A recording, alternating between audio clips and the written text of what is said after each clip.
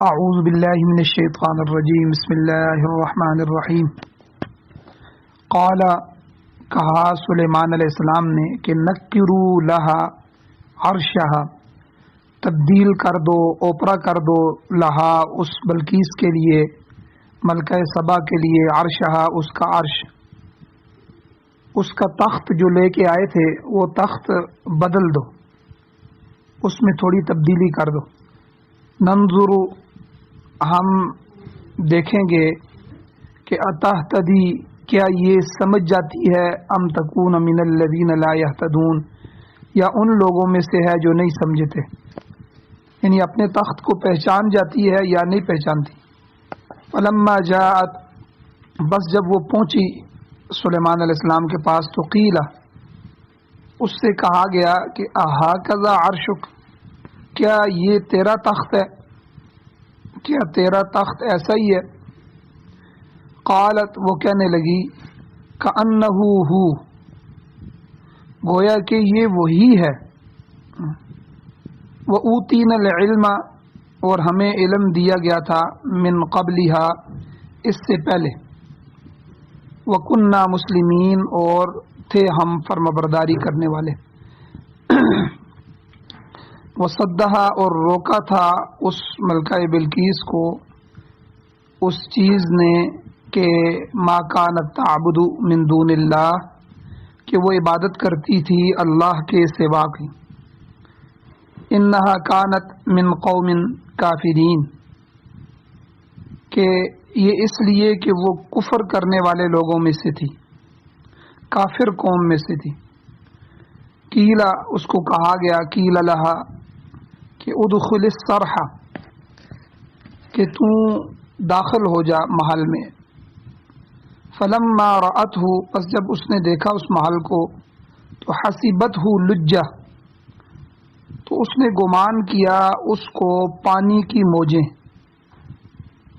وکشفت عن ساقیہا اور اس نے اپنی پنڈلیوں سے کپڑا اوپر اٹھا لیا۔ قال تو کہا سلیمان علیہ السلام نے انہ صرح ممرد من قواریر کہ یہ ایک محل ہے جس میں شیشے جڑے ہوئے ہیں۔ قالت وہ کہنے لگی ربی اے میرے پروردگار انی ظلمت نفسی بے شک میں نے ظلم کیا اپنی جان پر، واسلمت اور میں مسلمان ہو گئی ہوں، میں اسلام لائی ہوں، مع سلیمان علیہ السلام کے ساتھ، للہ رب العالمین تو اللہ تعالیٰ کے لیے جو تمام جہانوں کا پروردگار ہے۔ سورۃ النمل جو کہ قرآن مجید کی 27ویں سورت ہے، اس کی آیت نمبر 41، 42، 43 اور 44 4 آیتیں آپ کے سامنے تلاوت ہوئی ہیں۔ سب سے پہلے ربط آیات ہیں کہ ان آیات کا گزشتہ مضمون کے ساتھ، گزشتہ آیات کے ساتھ کیا تعلق ہے، کیا ربط ہے۔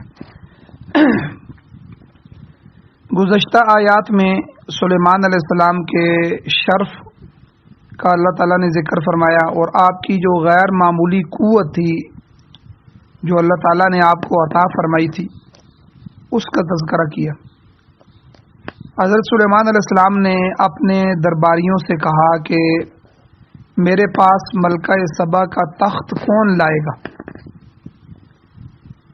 ایک سرکش جن کھڑا ہوا، اس نے کہا کہ جی میں آپ کی مجلس، جس مجلس میں آپ بیٹھے ہوئے ہیں، اس مجلس کے برخاست ہونے سے قبل، اس سے کے ختم ہونے سے پہلے، آپ کے اٹھنے سے پہلے میں تخت کو لا سکتا ہوں۔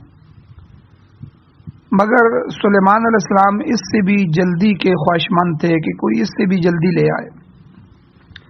چنانچہ ایک کتاب کا عالم تھا، اس شخص نے کہا کہ وہ اس تخت کو لے آئے گا، کہ اس نے کہا کہ میں وہ تخت آنکھ جھپکنے سے پہلے لا سکتا ہوں۔ یعنی آپ آنکھ بند کریں گے اور دوبارہ کھولیں گے تو تخت آپ کے سامنے ہو. چنانچہ ایسا ہی ہوا.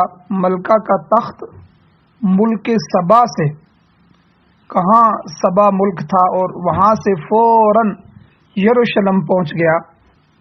تو سلیمان علیہ السلام نے فوراً فرمایا کہ یہ میرے پروردگار کا فضل ہے کہ وہ ہمارا امتحان لینا چاہتا ہے کہ ہم اس کا شکر ادا کرتے ہیں یا ناشکری کے مرتکب ہوتے ہیں.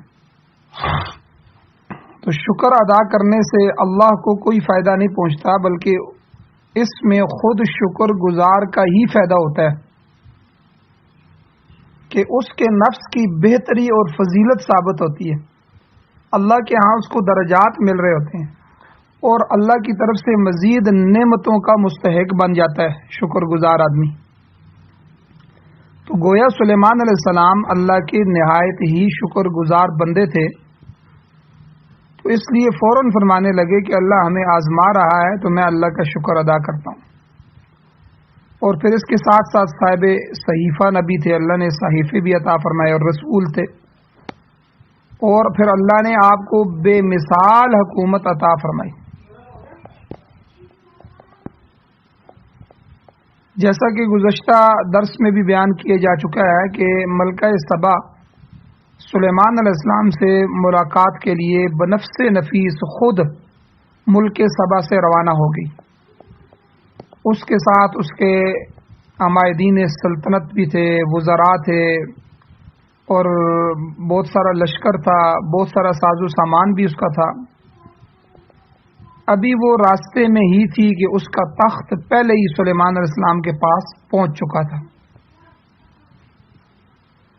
اب سلیمان علیہ السلام ملکہ بلقیس کی آمد پر اس کو بعض امور میں آزمانا چاہتے تھے تاکہ پتہ چل سکے کہ وہ کس صلاحیت کی مالک ہے. آپ کا خیال تھا کہ اگر وہ صاحب عقل ہوگی، صاحب دانش ہوگی تو ایمان قبول کرے گی، ورنہ بے وقوف ہوگی تو ہدایت سے محروم رہے گی. چنانچہ ملکہ کی آمد سے قبل ہی سلیمان علیہ السلام نے اپنے حواریوں کو حکم دیا. قال، سلیمان علیہ السلام نے کہا، نکروا لہا عرشہا، ملکہ کے تخت میں کچھ تغیر و تبدل کر دو، تبدیلی کر دو، کچھ چیزیں اتار دو، کچھ نئی لگا دو، کچھ ادھر سے ادھر کر دو، تاکہ ہم اس کی عقل کا امتحان لے سکیں.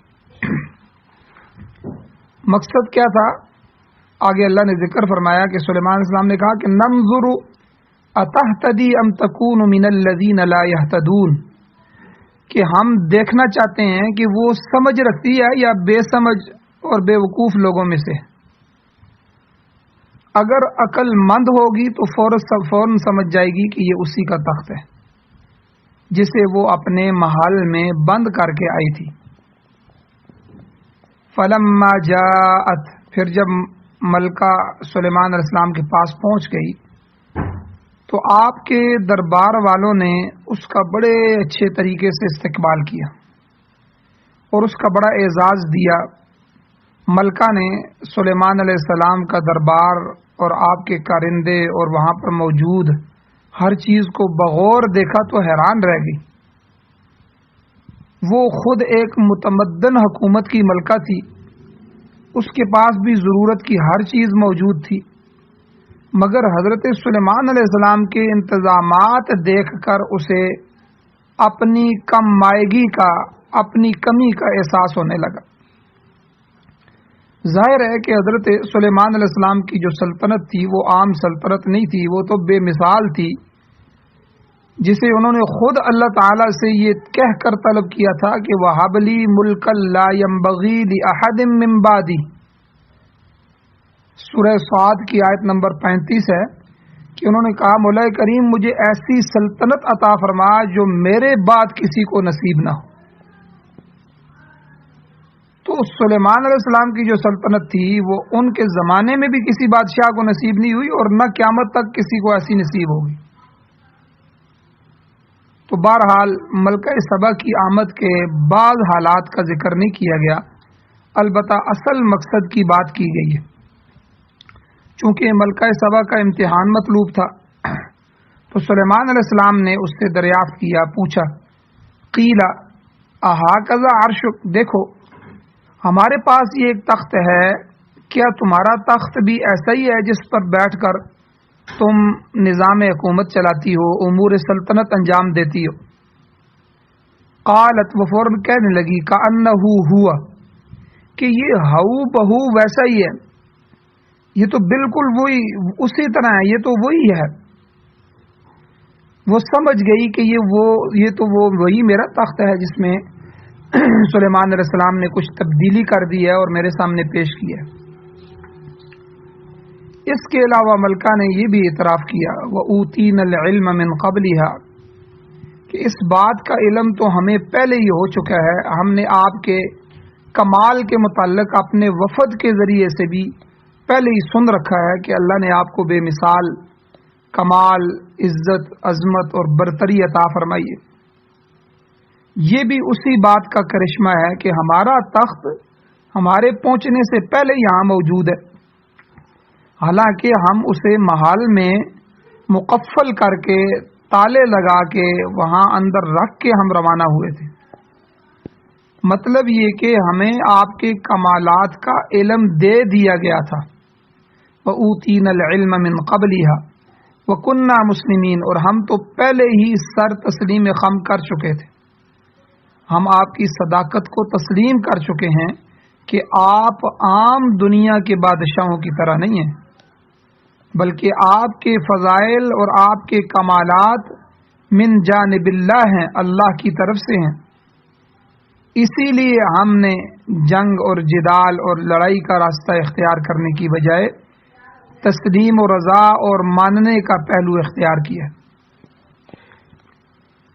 اس مقام پر ایک سوال پیدا ہوتا ہے کہ اگر ملکہ بلقیس اتنی ہی سمجھدار عورت تھی اور وہ حقیقت کو پہلے ہی پا چکی تھی تو پھر اس نے وہیں پر اس کا اظہار کیوں نہ کیا؟ اس نے سلیمان علیہ السلام کے پاس آ کر اسلام قبول کیوں کیا؟ اپنے تخت پر اپنے ملک میں ہی رہتی اور اسلام قبول کر لیتی۔ اللہ نے آگے اس کی وجہ بھی بیان فرمائی ہے۔ وجہ کیا ہے کہ وَصَدَّهَا مَا كَانَتْ تَعْبُدُ مِن دُونِ اللَّهِ، اس کو روک دیا تھا ایمان لانے سے ان چیزوں نے جن کی وہ اللہ کے سوا عبادت کرتی تھی۔ اِنَّهَا كَانَتْ مِن قَوْمٍ كَافِرِينَ، بے شک وہ کافر قوم کی ایک فرض تھی، کافر قوم کا ایک رکن تھی۔ مطلب یہ ہے کہ اس کافر قوم کے کفریہ اور شرکیہ رسم و رواج اور طور طریقوں نے ملکہ کو ایمان لانے سے روک رکھا تھا۔ اکثر لوگ اپنی جاہلانہ رسم و رواج میں پھنس کر ہی ہدایت سے محروم رہتے ہیں۔ اس زمانے کا حال بھی مختلف نہیں ہے۔ آپ دیکھیں پوری کی پوری قومیں محض رسم و رواج کی پابند ہو کر رہ گئیں۔ کوئی اکا دکا سمجھدار آدمی ہو بھی تو وہ بھی انہی کے طور طریقوں پر چلنے پر مجبور ہوتا ہے۔ آج بھی لوگ کسی حقیقت کو سوچنے سمجھنے کی بجائے لکیر کے فقیر بن کر ہدایت سے محروم ہیں۔ عام قوموں، فرقوں اور جماعتوں کا بھی یہی حال ہے۔ بعض آدمیوں کے بارے میں بڑی حیرت ہوتی ہے کہ بڑے بڑے دانشور ہیں، بڑے بڑے بیرسٹر ہیں اور باریک بین ہونے کے باوجود کفر اور شرک میں مبتلا رہتے ہیں۔ آپ دیکھیں کتنے بڑے بڑے ڈاکٹر، کتنے بڑے بڑے پڑھے لکھے لوگ مرزائی اور قادیانی بن گئے، روافظ کی صفوں میں کھڑے ہیں، اور بریلویت یعنی جہالت کی دیکھیں کہ ابھی ربیع الاول شروع ہو گیا ہے، حالانکہ ربیع الاول کے مہینے میں ہمیں قرآن و سنت کو دیکھنا ہوتا ہے کہ اس کی کیا حیثیت ہے۔ نبی علیہ الصلوۃ والسلام کی آمد اور آپ کی پیدائش پر تو ہر مسلمان کو خوشی ہوتی ہے، لیکن کیا حضور علیہ الصلوۃ والسلام نے ربیع الاول کے مہینے میں 12 ربیع الاول کو کوئی خوشی، کوئی عید منائی تھی؟ کیا پھر آپ کے بعد آپ کے صحابہ نے منائی تھی؟ کیا شیخ عبد القادر جیلانی رحمۃ اللہ علیہ اور اولیاء اللہ نے منائی تھی؟ किसी ने भी नहीं मनाई। अब एक रस्म बना दी गई और इस रस्म को इतना पुख्ता कर दिया गया कि गोया कि अब जो भी ईद मिलादुन नबी नहीं मनाता तो ये समझा जाता है कि ये नबी का दुश्मन है। हालांकि जो ईद मनाते हैं, याद रखें, इस्लाम में सिर्फ 2 ईदें हैं, ईद उल फितर, ईद उल अजहा, तीसरी कोई ईद नहीं। लेकिन तीसरी ईद भी बाकायदा इस्लाम में शुरू कर दी गई है और हर जगह इसके चर्चे और नए कपड़े और सारा कुछ शुरू कर दिया गया। और अल्लाह हिफाजत फरमाए, कई इलाकों में ये भी सुना गया है कि इक्का दुक्का जगह जो है वो ईद की नमाज भी शुरू कर दी गई। अब जो नहीं पढ़ेगा, कसवटी और मयार क्या बनाया जाएगा कि जो कुछ हम खुशी में कर रहे हैं, अगर ये करोगे तो दीन है, अगर नहीं करोगे तो तुम बेदीन हो, नबी के दुश्मन हो, नबी के गुस्ताख हो। तो ये रस्में और रवाज, ये कौमें इसी की पाबंद होकर रह गई, इसी को दीन समझ बैठी। और फिर छोटे लोग नहीं, बड़े बड़े दानश्वर, बड़े बड़े जो है वो हर चीज को बारीक बीनी से देखने वाले। तो वजह क्या है? वजह यही है कि मुल्की और खानदानी रस्म व रवाज उनके मिजाज में रस बच चुके हैं, जिससे छुटकारा मुमकिन नहीं। हिंदुओं में आप देखें, गांधी कोई बेवकूफ आदमी तो नहीं था। नेहरू जो था वो बैनुल अक़वामी हैसियत का हामिल था। हमारे यहाँ देखें, ज़फ़रुल्लाह क़ादियानी जो पहला वज़ीर ख़ारजा था, बड़ा काबिल आदमी था, मगर ये सब लोग बाप दादा के रस्म व रवाज पर ही अड़े रहे, हदायत की बात पर गौर ही नहीं किया इन्होंने। हज़रत मौलाना शेखुल हिंद रहमतुल्लाह अलैह इस आयत का वसद्दहा मा कानत ताबुदु मिन दूनिल्लाह, इसका तर्जुमा क्या करते हैं कि सुलेमान अलैहिस्सलाम ने रोक दिया उस औरत को उस चीज से जिसकी वो इबादत करती थी अल्लाह के सिवा। गोया आपने बल्कीस पर वाज़े कर दिया कि अब कुफर और शिरक की बात नहीं चलेगी और न सूरज की पूजा होगी। अब जो ऐसा करेगा तो सजा मिलेगी, वो सजा पाएगा। ताहम पहले माना जो है, पहला माना ज्यादा मुतबादर है कि मलका को गैरुल्लाह की पूजा करने वाली चीजों ने ईमान लाने से रोक रखा था। मलका पहले इम्तिहान में तो पास हो गई कि उसने अपने तख्त को पहचान लिया और फिर एतराफ़ हकीकत करके ईमान भी ले आई। अब सुलेमान अलैहिस्सलाम ने उसे दूसरे इम्तिहान में डाला। दूसरा इम्तिहान क्या था? कील लहा दुखुल सरहा, उससे कहा गया कि इस महल में दाखिल हो जाओ। फलम्मा रअतहु, जब उसने अंदर दाखिल होकर देखा तो हसीबतहु लुज्जा, तो उसको पानी की मौज समझ लिया, मौज गुमान किया। यानी महल का जो फर्श था वो इस तरह लगाया गया था कि ऐसा मालूम होता था कि ये एक पानी का तालाब है जिसमें मछलियां उछल कूद कर रही हैं। जाहिर है कि पानी में से गुजरते वक्त इंसान अपने कपड़े समेट लेता है ताकि भीगने न पाए। चुनाचे मलका ने भी ऐसा ही किया। वकशफत आन साक़ैहा, अपनी पिंडलियों से कपड़ा ऊपर उठा लिया। तो इस इम्तिहान में वो नाकाम हो चुकी थी। दरअसल बात यह थी कि उसे पानी में से नहीं गुजरना था बल्कि शीशे के बने हुए फर्श पर से गुजरना था, जिसके नीचे बहता हुआ पानी साफ नजर आ रहा था। क़ाल इन्नहु सरहुम मुमर्रदुम मिन क़वारीर, तो सुलेमान अलैहिस्सलाम ने मलका से कहा कि तुम्हें गलती लगी है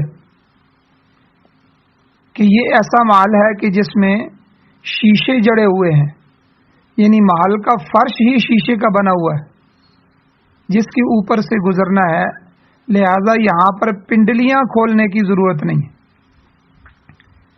बाज लोग कहते हैं कि मलका को पानी पर से गुजारने का मकसद ये था कि सुलेमान अलैहिस्सलाम मलका की पिंडलियां देखना चाहते थे, क्योंकि उन्होंने सुन रखा था कि उसकी पिंडलियों पर बाल बहुत ज्यादा है। اور ملکہ کو جننیہ کی بیٹی بھی کہا گیا ہے۔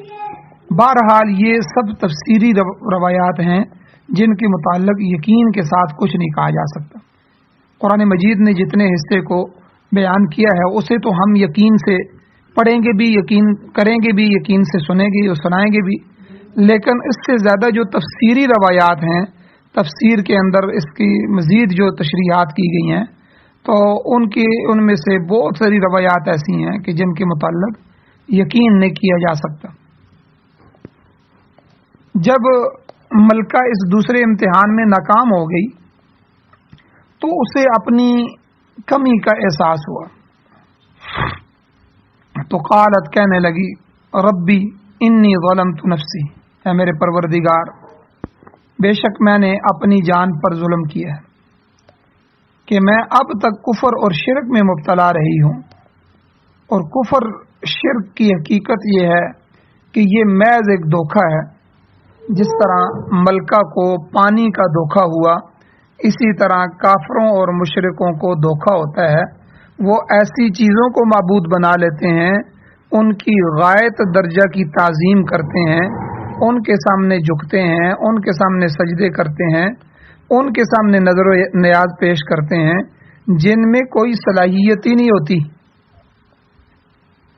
اور اس طرح وہ اللہ تعالیٰ سے غافل ہو جاتے ہیں۔ یاد رکھیں، خدا تعالیٰ کی عبادت میں کسی کو شریک بنانا یا اس کے اختیار میں شریک بنانا یہ سب دھوکہ ہے۔ کوئی اللہ کی ذات میں، کوئی اللہ کی صفات میں شریک نہیں ہے، اور کوئی اس کے اختیار میں شریک نہیں ہے۔ بعض نادان اور بے وقوف لوگ یہ سمجھتے ہیں کہ یہ معبود فلاں معبود ہے، فلاں بھی معبود ہے، وہ ہماری کشتی کو پار لگا دیں گے۔ کوئی بیمار آدمی مریض کی شفا یابی کے لیے غیر اللہ کی پوجا کرتا ہے، کوئی جنوں اور انسانوں سے مدد مانگتا ہے، کوئی قبروں پر ماتھا رگڑ رہا ہوتا ہے، کوئی اولیاء اللہ کے نام کی دہائی دے رہا ہوتا ہے، کوئی بتوں کو، اصنام اور اشجار کو حاجت روا اور مشکل کشا سمجھتا ہے، کوئی پانی، ہوا اور سورج کی پوجا کرتا ہے، کوئی ستاروں کو با اختیار سمجھتا ہے۔ غرض کے شرک کے ہزاروں راستے ہیں جو کہ سراسر دھوکہ ہیں۔